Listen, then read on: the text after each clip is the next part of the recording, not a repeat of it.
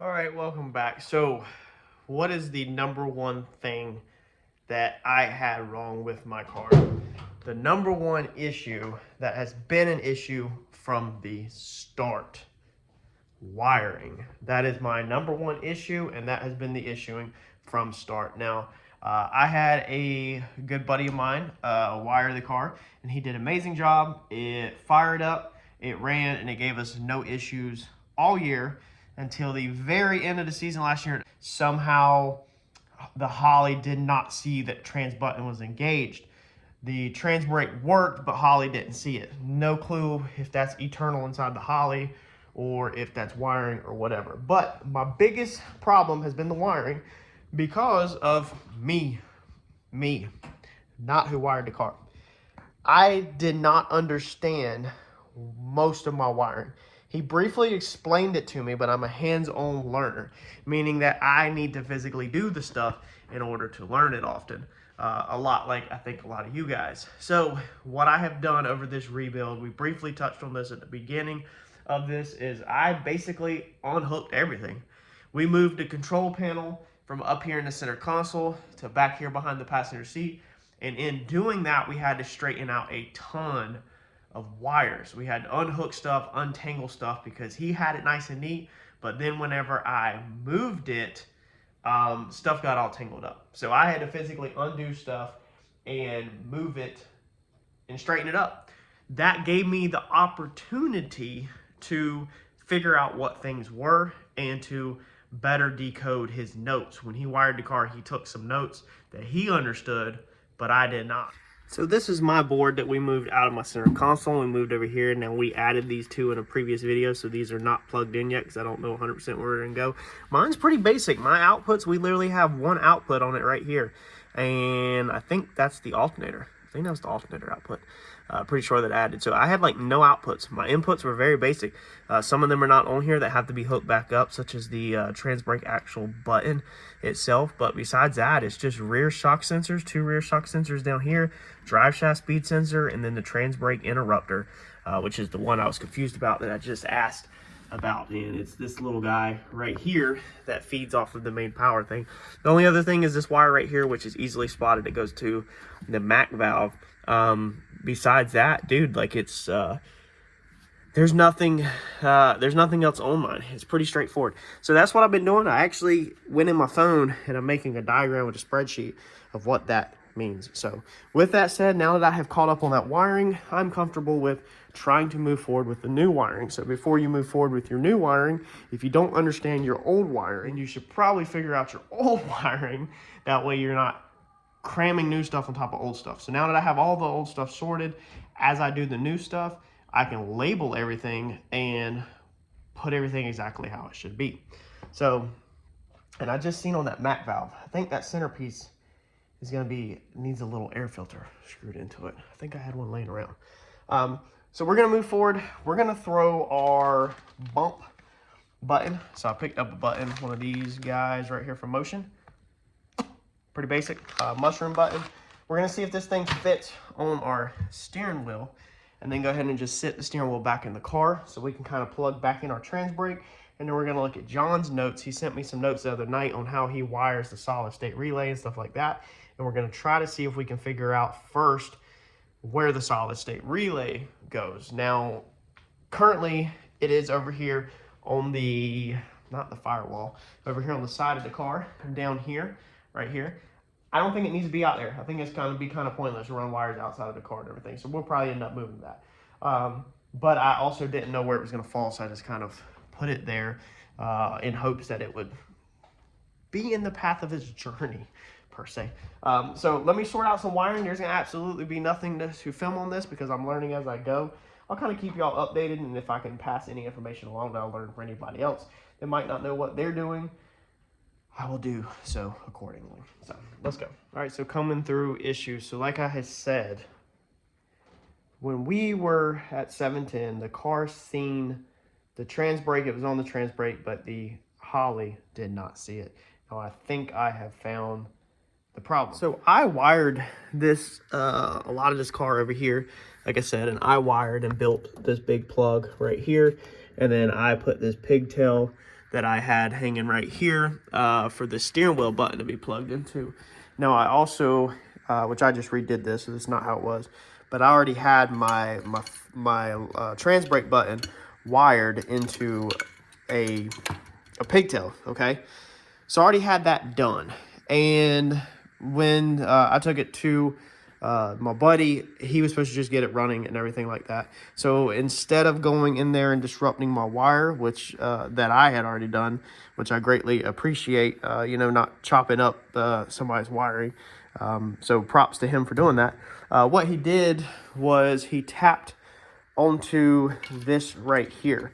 And to tap onto that, let's see here, we used one of these guys right here, a little crimp thing that goes over the wire. So he just come right here off the trans brake button. Now, like I said, I redid this. There was a little bit of wire showing. And he crimped over that and then pulled the trans brake wire from that plug to the ECU. So this wire coming off your trans brake button, this will go basically to your transmission. And that's why it's seen the trans brake, but the ECU, I think, did not see it, because when that little red piece was crimped onto there, the crimping, now you can see obviously where I cut it on the end. Let me see if I can get it against something.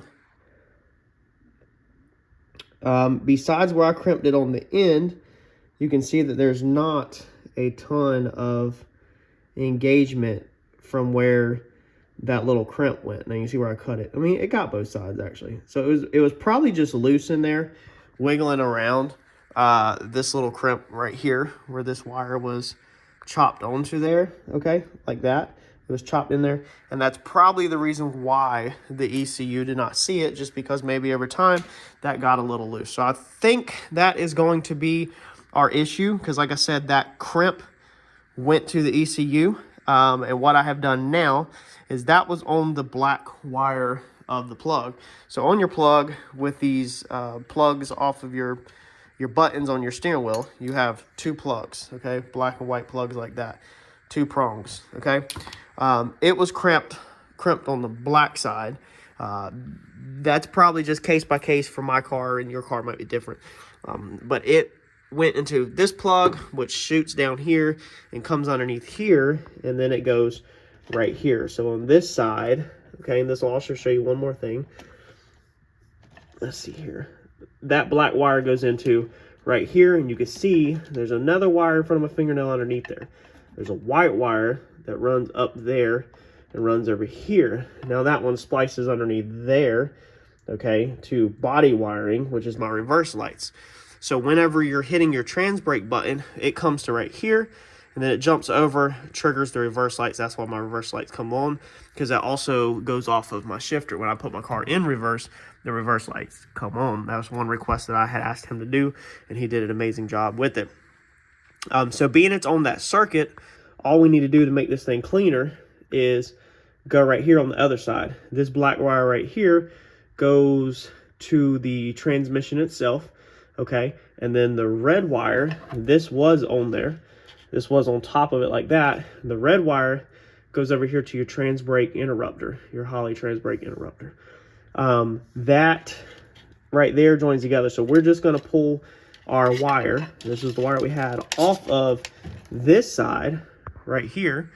Pull it off of the red wire. We're going to put it together with the trans brake interrupter. Okay, and then shoot it over to the ECU. We're going to have to undo these wiring harness loom things, but bury the wire. But so now, instead of that wire being all the way up there and running from there all the way back to there, it's just going to pull off of our board, shoot from only there to there, and it should be a lot better connection, and hopefully we won't have this problem again. All right, for your nitrous solenoid for your trans brake, I'm not going to tell you how to wire it, but I want to sum it up for you just in case you're laying out a car, and I want to make this super easy so you know where to put it at, because I did not know where to put it at, as you just heard. So I ended up putting it right here, and the reason why I put it right here, because one wire is going to go to your transmission, to your solenoid on your transmission, your trans brake. That's where one wire goes.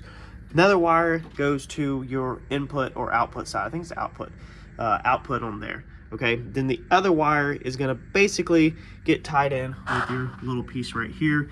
your protection thing or your trans brake button, which we just went over. This is all my trans brake button. So long story short, put that where it is as close to the trans brake button connection, the transmission, and the output board as possible. And how to wire that, Devin did a very good video on how to wire this, or you can just Google the adding a, what is that, the nitrous solenoid, the Holly part number. Just go look on Devin's channel, Hate Crime Racing, and on YouTube and type it in, and he does an excellent video on how to set that thing up. All right, so it wasn't gonna work tonight. It is Thursday night, but I literally sat in bed. I like to keep it real and let y'all know, that way you can understand. From, it was like 6 o'clock or 6:30 after dinner, Harper wanted to go upstairs, until 8:30, and by when you sit from 6 to 8:30, I was beat, son. We painted all over today, and I was beat. I was wore out, and by 8:30, I was like, man, you know what? Let's go put an hour in the garage. Let's just put an hour in the garage. It's been 40 minutes, and this is what I have done in 40 minutes. Okay, that's why doing this stuff takes so long. This don't even look like that much, but between figuring out where this goes and looking at a couple of other things, finding the wire that I want to use, finding the cover that I want to use, because I'm still piecing together scraps and stuff like that, doing the heat shrinks. I didn't have enough to do one long one, so I had to splice a heat shrink together, not the wire is solid, just the cover. Doing the connector on the end of it, and then the other connectors on the other end that I need a big one to go to the battery lug, and then that one. It takes time, man, to do these. So that's the reason why I was like, you know, I'll go ahead and put an hour in here. One thing I am gonna order, I went ahead and looked at it right here. If you see an issue, I'm sure y'all see a big problem right here. That right there, that needs to go in the trash can. It didn't look that bad, but with this nice one beside it from Motion, this is just one, I think off of either Summit or something. It just looks straight up like a wore out telephone cord. Like, it looks so freaking bad. So we need to wear them in at the same time, same shape, same material. So we're gonna order another one of these from Motion to replace that button. Absolutely nothing wrong with that button. I have another one of them in the trailer as a spare. So I guess now maybe I'll throw two in the trailer as a spare, but we gotta have this thing looking right with the cables hanging off the steering wheel. Can't have that jankety stuff over there versus this. There's nothing wrong with it, man. It's just up against a brand new one, it just don't look good. So that's what I'm doing, is just building the things. The trans brake one was already built there, so now I'm just building a plug to go into that and get me down to this board. We're gonna hit our hot on our bump button right here. It needs to be on the battery. So we're gonna hit our battery right here because we have power right here, and then we're gonna hit one of these guys right here, and then that way I can just make a separate wire to go to the inputs and outputs over there, catch these guys right here and ride with them over to the inputs and outputs. But instead of making one solid run, I like to find breaks, you know. So if I can get it from the steering wheel unplugged, and then if I can get it to there, then that's a break in the wiring versus over there, versus just having wires snaked all through the car that you can't undo and you can't get out of the way, or you can't repair if you ever need to do something, modify something, or get some stuff out. I like to build little harnesses, basically. So that's what we're working on, ready to put it in. I got this one done. Again, this is for the bump. We already got the other side last night, the solid state relay hooked in. We shot it down to the transmission. So this is basically kind of the last piece, I think. This is the bump button to there, and then all we got to do is take all three nice and neat to the board, and then put a connector on the transmission side. And I think the bump is done, besides inside the Holly stuff.